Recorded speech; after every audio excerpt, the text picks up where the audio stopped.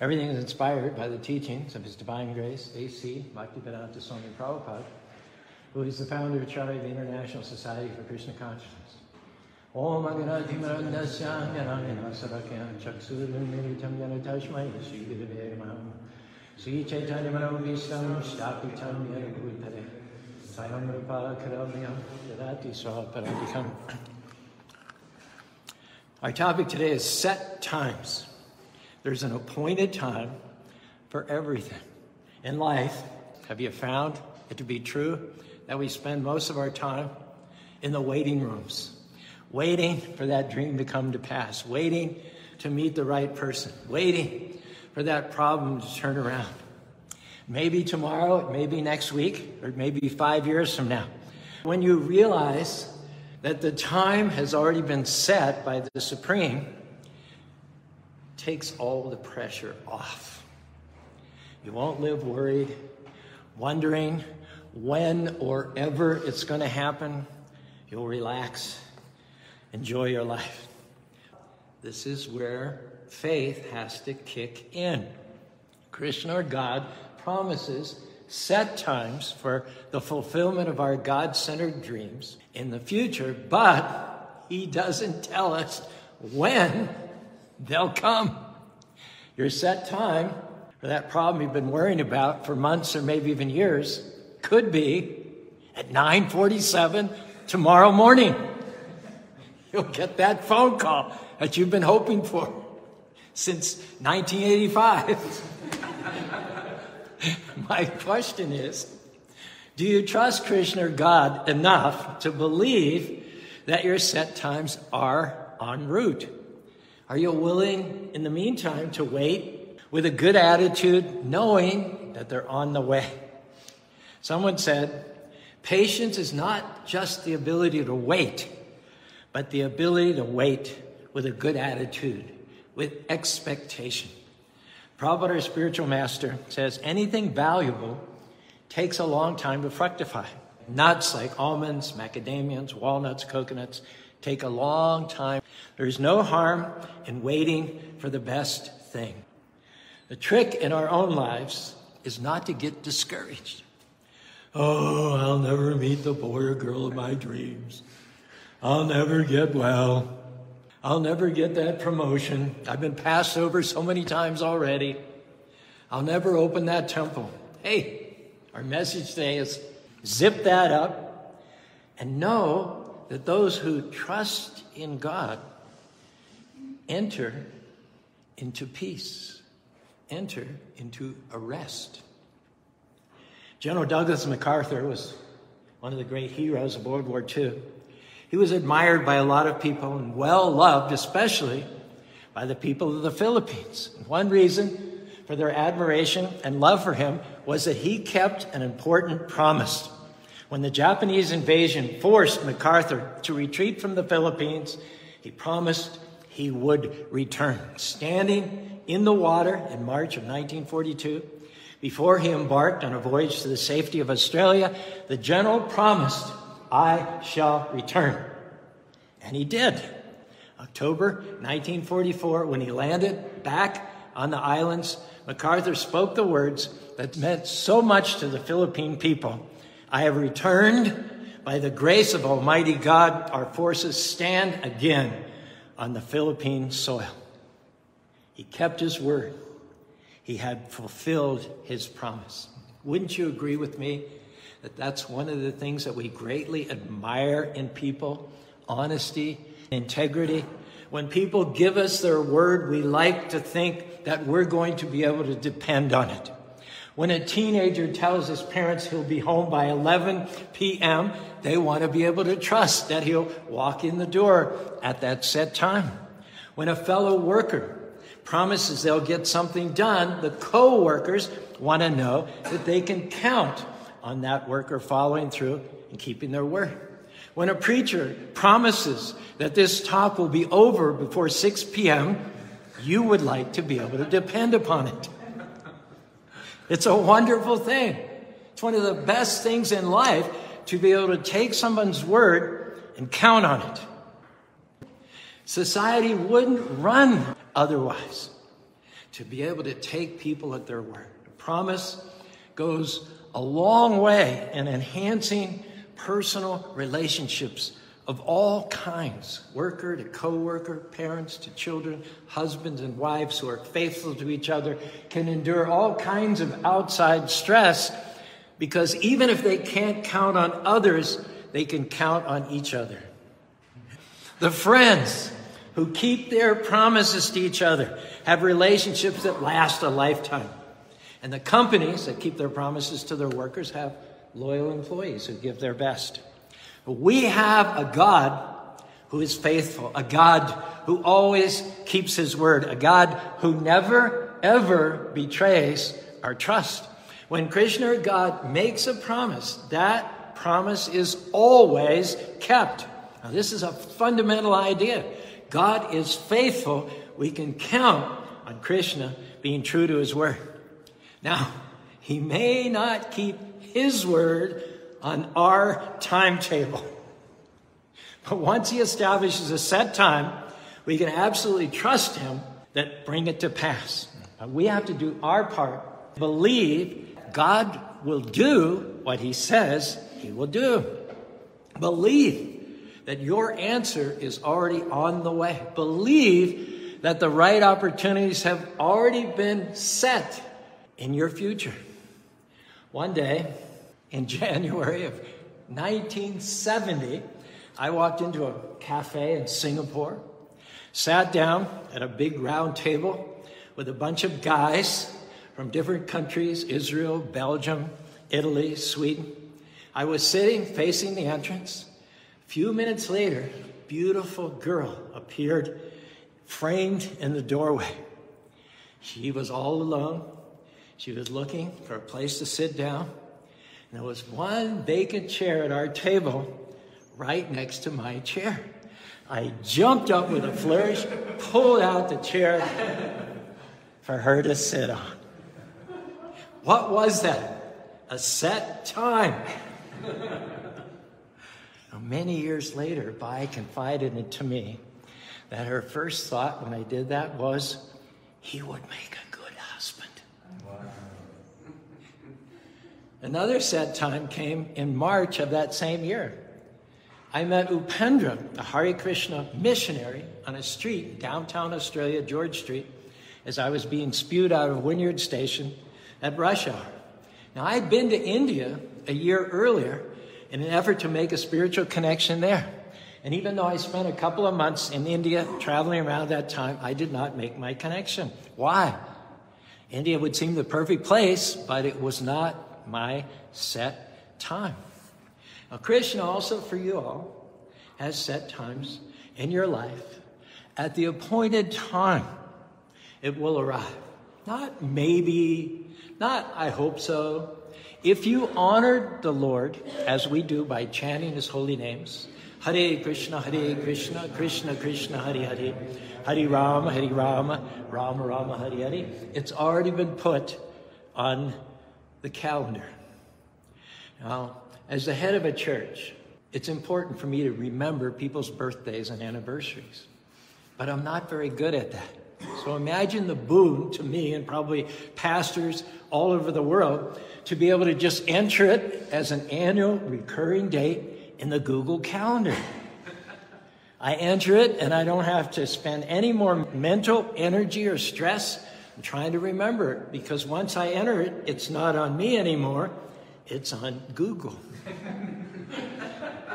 Similarly, you don't need to stress out and worry about the arrival of your God-centered dreams. It's not on you, it's on God.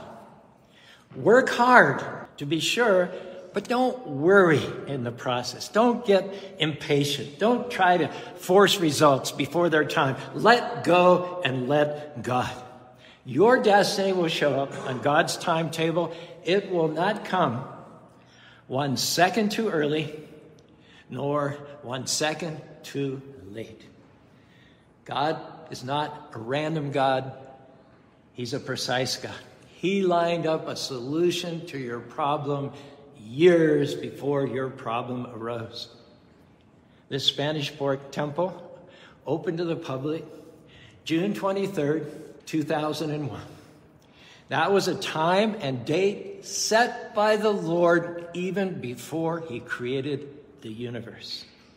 It's not an ordinary time. It was a set time ordained by the Almighty Lord. And I know one Utah Valley resident who knew that. His name was Bishop John Coyle, the visionary behind the Dream Mind. He sat up on the porch of his little white house that you can see. Well, you can't see it because of the snow. He pointed to this hill. This is like 50 years ago, and he said, one day there'll be a great temple on that hill. He didn't mention it wouldn't be a Mormon temple, but anyway. To come into these set times, all you have to do is be good even when people aren't being good to you, to make good choices, make the right decisions, plant healthy seeds, and at the appointed times, you will taste the harvested fruits. The faith that you plant in the unseen world will manifest eventually in the seen world. Hare Krishna, Krishna Krishna, Hare Hare, Hare Rama, Ram Ram, Hare.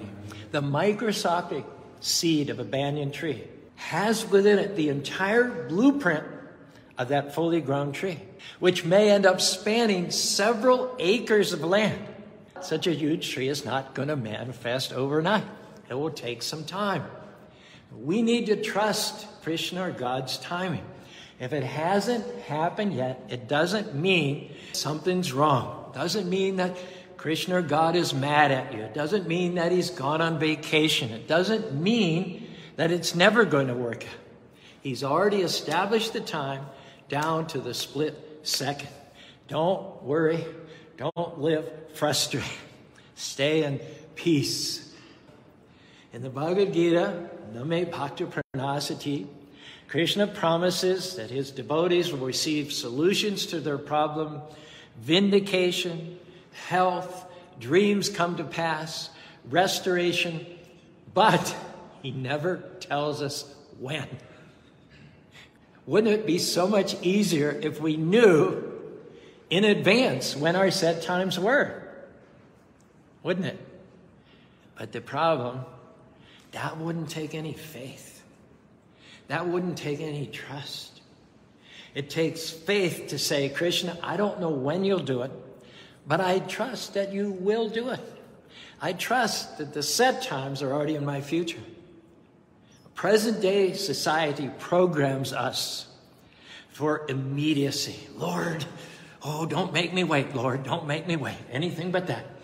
However, the eternal wisdom is that it is through faith and patience that we inherit our dreams and come into our set times. Lord, I not only believe for big things, but I also believe in your timing. I'm not going to get discouraged if it doesn't happen immediately. I believe you wouldn't have sent this delay unless there was a very, very good reason for it. And while you're waiting, don't make the mistake of trying to take things into your own hands, hurry God along, and try to force things to happen. We have an example of this in the Srimad Bhagavatam. According to the Vedic culture, there's a certain time of the month when a woman is most likely to conceive. Pious Indians will do their religious exercises early in the morning. They'll chant Hare Krishna, Krishna Krishna, Hare Hare, Hare Ram, Ram Ram, Hare. They'll purify their consciousness throughout the day, and then they will go into the bedroom, with the express idea of conceiving a highly evolved spiritual child. Because their consciousness is purified, and the soul, which is going to be attracted to the womb of the mother, like iron filings are attracted to the magnet, the soul will be of like disposition. So when the consciousness is pure, then they hope to attract a pure soul who will grow up to be very honest, full of integrity, a good citizen, and a good son. That's the process. But it only happens once every 30 days or so, or twice, 2 days in 30 days. If you wait for it, you're going to get a special son. But if you can't wait, if you just have to do it in the back seat on a Saturday night at the movie theater with a half-empty liquor bottle, I'm afraid you're not going to get a saintly offspring. I hate to break it to you. There were two sisters, Diti and Aditi. Diti waited, and at the right time with her husband, had saintly demigods, shining, effulgent living beings with a history in their past lives of piety and righteousness. But her sister, Aditi, couldn't wait. See her? You can just imagine what the conversation is. Her husband is saying, honey, I will fulfill your desires, but let's wait another 15 days. I know you're burning, but this is not going to be good. It's not going to work out. Just let me finish this vow. Honey, and gradually, they say, Nevagni pramanagana. The man is like butter, and the woman is like fire. So this poor block of butter could only hold out so long before he succumbed to the lusty desires of his wife. And when their child was born, far from being a saintly person, there were thunderstorms and lightning and black cats going everywhere. Things passing on the left side rather than the right side, which is inauspicious. Far from being a spiritualist and far from valuing saintliness and righteousness, his name was, just to show you what his priorities were, Hiranyakashipu. Hiranya meant gold, and Kashipu means soft bed. That's what she had because she couldn't wait for her second time. Her son eventually caused so much havoc in the universe that he was described, metaphorically speaking, as a case of meningitis in the heads of the universe. That's the difference between waiting for Krishna to give you something and trying to force things. Forcing things is a constant struggle. Forcing things is a burden. You can't ever seem to get it right on your own. But if you let God do it His way and in His timing, there will be a supernatural ease. Hare Krishna, Hare Krishna, Krishna Krishna, Hare Hare, Hare Rama, Hare Rama, Rama Rama, Hare Hare. Krishna will restore you. Krishna will give you wonderful children. Krishna will vindicate you. If you will simply do your part, be still, and remain at rest. In other words, if you patiently and expectantly and excitedly wait for the set time, you will not give birth to the Hiranyakashipus of this world, but Krishna has demigods in store for you. Now, maybe your situation is taking longer than you thought. It might be harder than anything you've ever experienced in your life before, but can I tell you that does not mean Maya, the enemy, is getting the best of you. That does not mean that Krishna has forgotten about you. It just means that Krishna is teaching us not to put the all-powerful Lord into a box. God is not going to be bound by our expectations. He's free to keep His promises any way He wants to, even if they are in strange and unexpected ways. For instance, Krishna always promises that He's with us in the region of the heart. And we often interpret that promise to mean that God will not let any harm come to us. Well, that's nice to think. It's a great promise to cling to, but I don't think there's a person in this room who hasn't known some heartache, some disappointment, some loss or tragedy in life. What it means is that Krishna, God's presence with us, does not always shield us from those things, but it means that He will walk with us through our heartache and pain. We don't get a pass on heartache and pain, but we get a passenger through the heartache and pain. A little girl, as the story goes, was in a hospital with a serious illness. The doctors were doing everything that they could possibly do medically. They were losing the battle. Her parents stayed with her constantly. She slipped into a coma. They continued to stay with her, holding her hand, talking to her, making sure that somebody was in the room 24 hours a day. After 4 days in the coma, the girl miraculously woke up, started to improve. When her parents talked to the little girl about the experience, they asked her, "Were you scared, honey, when you were in that coma and deathly ill?" She told them, I was not scared at all because I knew that you were with me. That gave me courage. I wasn't afraid as long as you were in the room. So Krishna or God's not going to shield us from all the heartaches and the misery and the pain of life.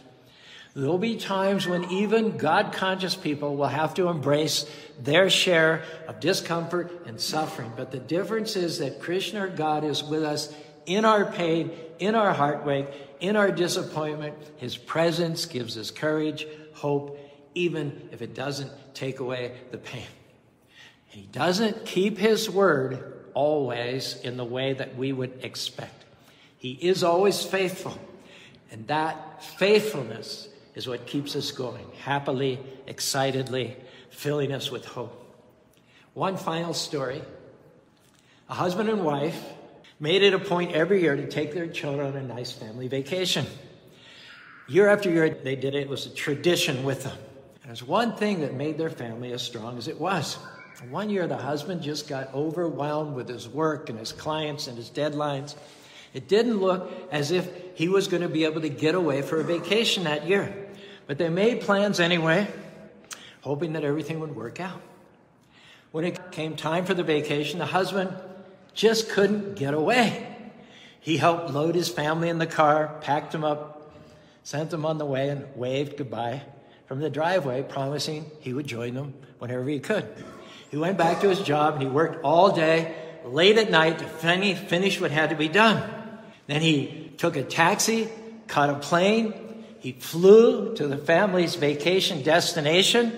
He got there early in the morning. He took a cab down the road, and he had the cab driver let him off on a stretch of the road that he knew his family would be coming by. He stood there for several hours waiting for the car. And when he saw it, he put out his thumb like he was an ordinary hitchhiker. His wife, his children went crazy with joy. He had kept his word in an unusual, granted, unexpected, but in a way that they would never forget in their whole life. Their dad had kept his promise. And the fact that he'd done it in an unusual and unpredictable way just made it more memorable. Now, we'd like to have people like that in our lives. We like people who keep their word no matter what.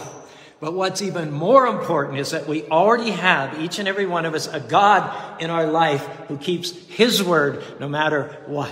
So expect God, or Krishna, not only to keep his word, but this is where the fun comes in, to do it in totally unpredictable, unexpected ways. Krishna never does what we expect, but he always does what we need. Every story in the scripture is a story of Krishna delivering his devotees at their set times, rewarding his devotees for their patience in waiting for their set times. Krishna showers his devotees with favor, blessings, peace, abundance, and love at their set times. And at their set times, Krishna takes his pure devotees back to home, back to God. If any of that sounds good to you, raise your hands in the air and say along with me, Hare Krishna, Krishna Krishna, Hare Hare, Hare Ram, Ram Ram, Hare Hare.